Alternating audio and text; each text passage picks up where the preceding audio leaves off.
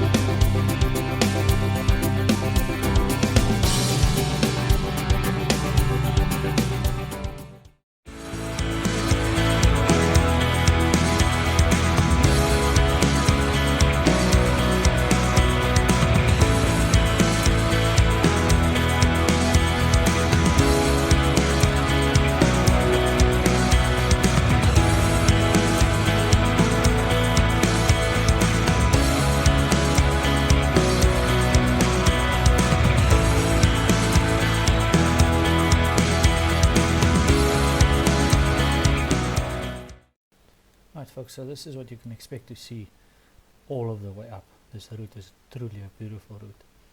But after this little section we have found ourselves with a little bit of a descent.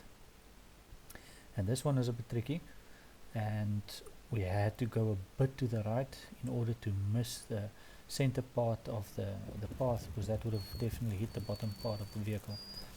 So we had to unfortunately savagely assault some fynbos on the way down. But if you keep far to the right, as far as to the right as you possibly can, you can negotiate this obstacle pretty easily. Looks daunting. Get out, take a walk, have a look at it, get back in, and then tackle it. If you can have someone standing outside waving you to the left or to the right, you'll be 100% okay.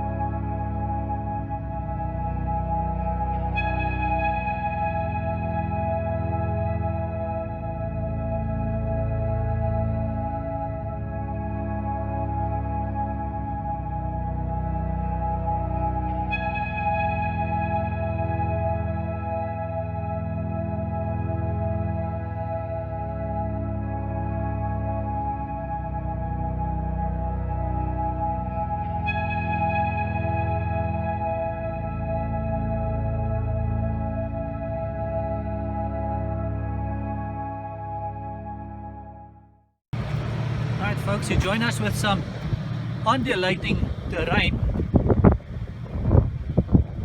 right all the way to the top. Now in situations like this, ideally you'd want to go as slow as you possibly can, especially with independent suspension. You don't want the car to dip and bounce up too much, otherwise it'll hit the belly of the car, damage anything. So what you want to do is, if you have diff lock and all those things, switch on your rear diff and you should make it out all the way. No worries, first gear, low range and no issues. But if you have a traction control vehicle that does not have diff lock, you have another issue, because you need momentum. And first you can try for low range first gear, try to go slowly, but the moment you reach a point where you're spinning too much and the car doesn't want to move, then you go back to four-wheel drive high range and you put on your traction control will then help you climb out, which is similar as having a diff lock. You're going to have some more speed because you are now in normal first gear, but that's not an issue. I'm going to quickly nurse my wife through this section. I'm going to tell her where to turn, left and right, but I'm going to try and leave her to her own devices. I think she's going to do pretty well. Alright, let's see how it goes.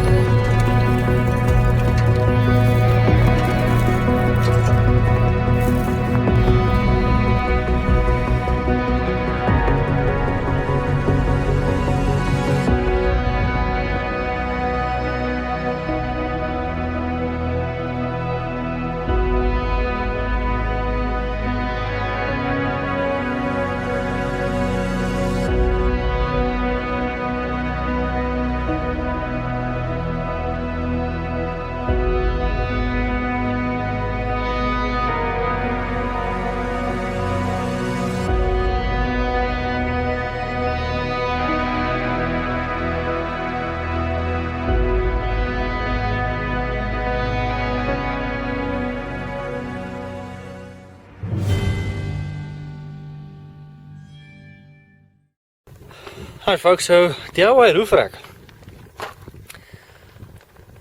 If you've got the know-how, if you have the tools and the determination, build your own. It's going to work out way cheaper, and you can customize it and build it exactly the way you want. But if you're unsure of whether your engineering will be capable of withstanding the harshities, as it were, of packing stuff on top and the movement of the vehicle going off-road and all that stuff, if you are not 100% sure that you are capable of doing that, then rather not. Rather go to the guys that build it. They have the experience, they've built these things for years and years, and it'll be safer for you and everybody else on the road to rather go and purchase one.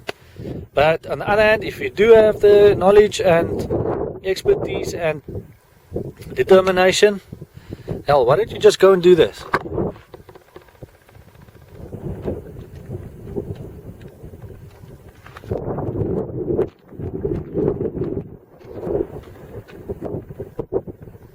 Those mountings are solid.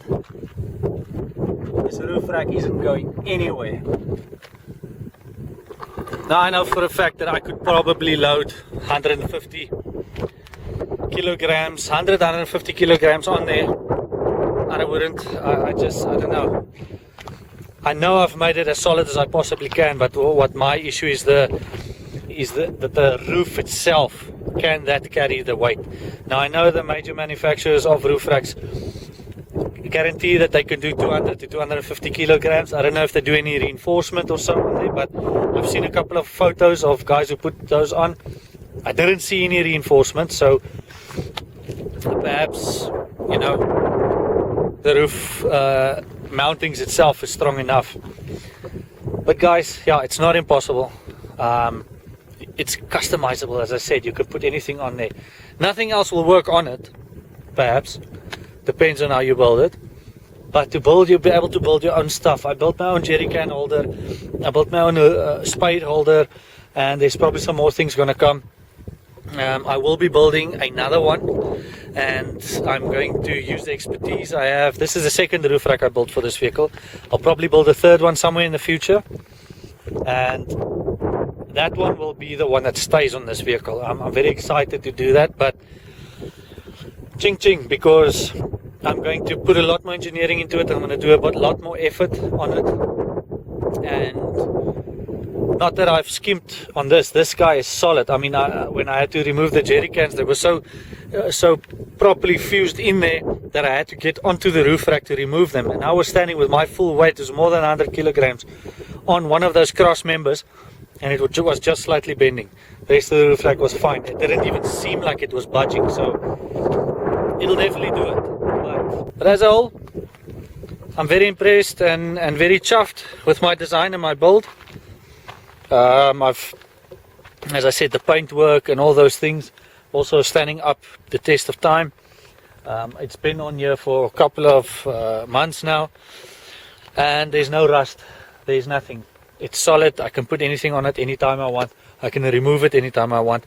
And even though it looks like it's modular, if you have a look again,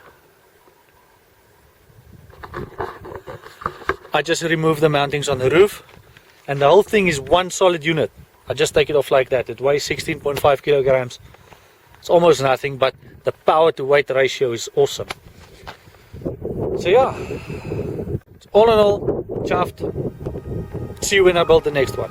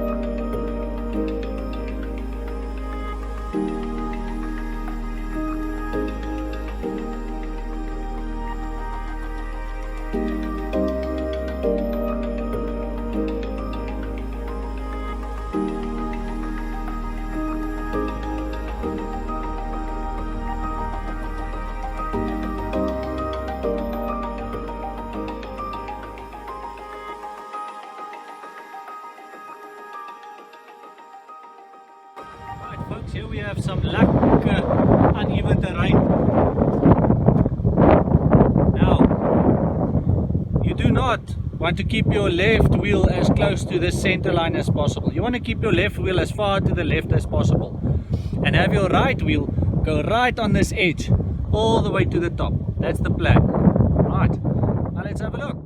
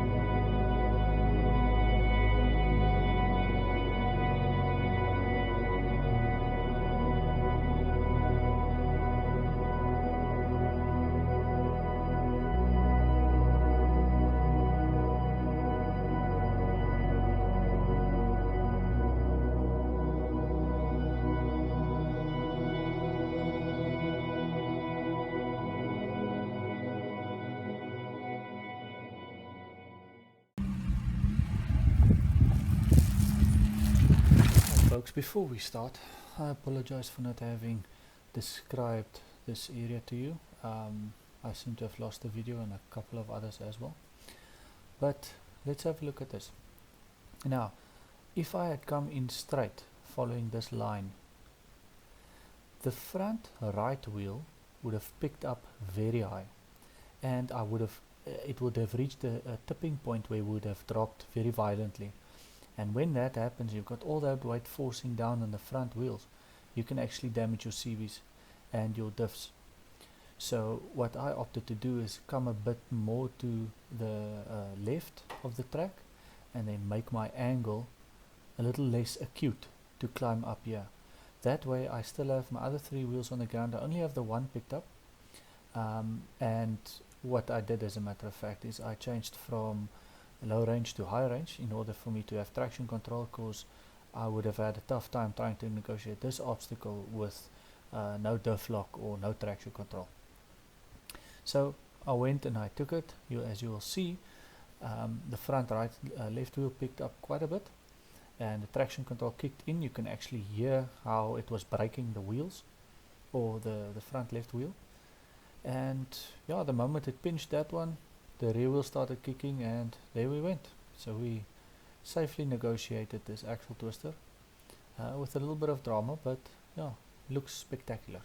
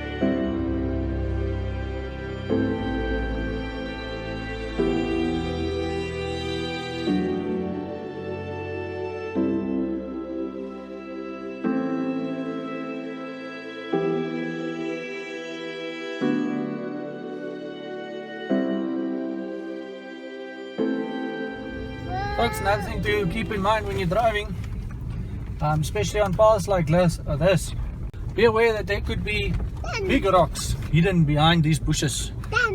And yeah, you'll only find out once you've gone over it. So be aware, try not to only focus on the 2 paths and where your wheels must go, try focus on the middleman as well.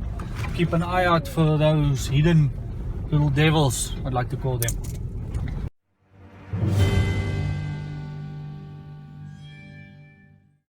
So folks, the Pathfinder's 4x4 ability. I was pleasantly surprised. I've got a reasonable frame of reference, and power wise that guy is insane. I mean, you need to be very gingerly on that throttle. If you slip and you put down too much, those wheels just go. That 200 kilowatts is a beast. That thing, I mean, in sand, that thing will be awesome. I mean, it's, oh. Climbing ability, the power helps. It's got more than enough torque, and the traction control also helps. So yeah, for climbing like we've experienced now at Gatsrivierx, I can't complain. Compared to normal 4x4s, its weight to power ratio and the suspension wise and so on, this guy climbs like a mother. The traction control is very efficient. I mean, that wheel gets feels like half a rotation, and then other wheels just start going. So I can't complain about the traction control. it's like having diff lock. Only downside I have about the traction control is that it's not on when you're in low range, and that you don't have a diff lock button either for the rear to at least help you through a messy situation. But it is automatic. You can nurse it and play with the throttle in 4 high, so plan can be made. Low range is good. It's still a little bit fast for me. I'd like to have that ratio down maybe by 1 more, but it does the job. Even descending downhills from the mountains and so on, that low range actually, when it goes from second gear to first gear, when you drop it in the Steptronic mode, it actually pulls you forward. So that's it's not like you'd expect with an auto that'll just continue running and running and running. We had the aircon off in most cases, and the deceleration, the engine braking on the low range was very sufficient. You won't need more than that, bearing in mind that it is a petrol. Articulation is quite good. It's stock standard. There's no extras.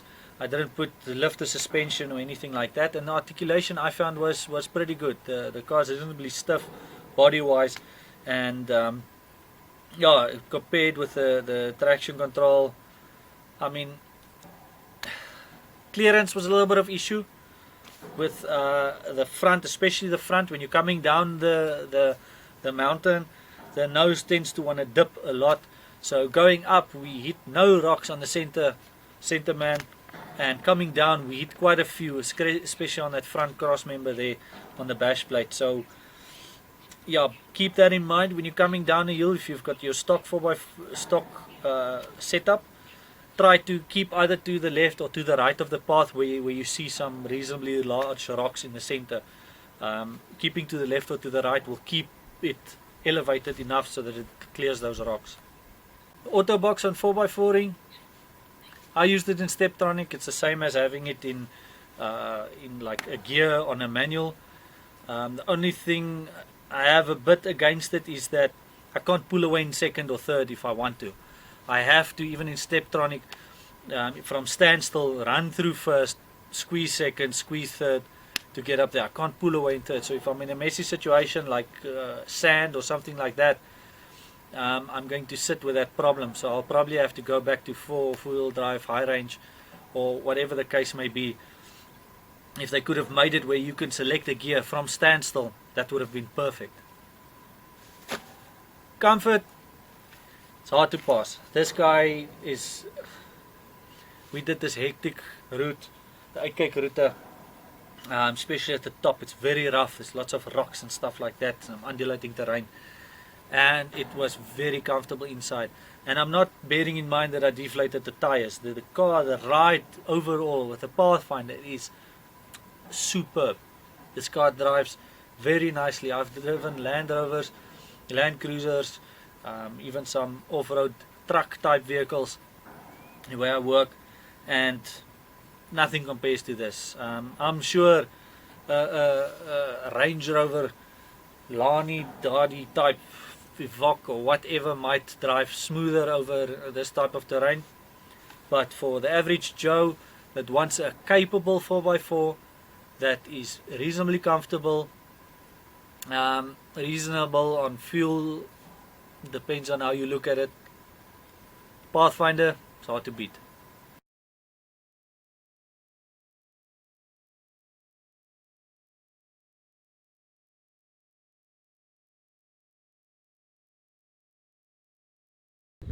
Check this out, more or less from the top. Here we are. The road goes down all the way down there. On the other side there you should see the road going up. It goes around that little head, around there, pops out again here, goes down, and there you can see down there, pops out again. And in the distance, the far distance, you can see a little house right there. Now about 1 or 2 kilometers that way, that's where we join the main road, and that road takes us all the way back to where we stay. Beautiful.